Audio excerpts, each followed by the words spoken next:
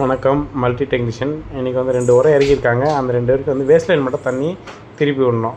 அதுக்காக திருப்பி விட்டுருக்கோம். ஏன்னா இதனால வந்து அவங்க அவுட் சைடு விட்டுருந்தாங்க. அவுட் சைடு பிளாட் போடுறதுனால, வீடு கட்டுறதுனால இந்த மறுபடியும் பைப் லைன் திருப்பி விடணுன்னாங்க. சரி, ஃபியூச்சரில் ஃப்ரண்ட்டில் காவா வரும்னு சொன்னாங்க. அதுக்காக ஒரு டம்மி போட்டு விட்டுருக்கோம். மீதி வாட்டம் காட்டிட்டு விட்டு வந்து பேக் சைடு ஒரு 2 உரை இறக்கியிருக்காங்க. ஒரு 10 அடிக்கு 10 அடிக்கு ஒரு 2 அடி உரை அந்த ஃப்ளாட்டுக்குள்ளே அடங்குற மாதிரி கொடுத்துருக்காங்க. அது வந்து இப்போ அந்த லைன் மட்டும் போட்டு கொடுத்துருக்கோம் ஃப்ரெஷ்ஷாக. அதை மட்டும் சிமெண்டி மட்டும் போடுவாங்க. கஸ்டமருக்கு வந்து ஓகே பண்ணிட்டாங்க.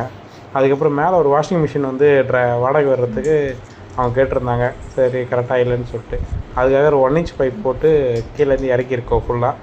இன்றைக்கி வேலைக்கு வந்து செஞ்ச வரையும் ஃபுல்லாக செஞ்சுட்டோம். ஃபுல்லாக கம்ப்ளீட் பண்ணிட்டோம். இன்றைக்கி ஒரு நாள் ஆச்சு. அதுக்கப்புறம் சின்ன சின்ன ஒர்க்கு இருந்தது அவங்க வீட்லேயே. வாஷ் பேஷன் வந்து சரியில்லை, இந்த மாதிரி இருந்தது வாஷ் பேஷனு. அது ஃபுல்லாக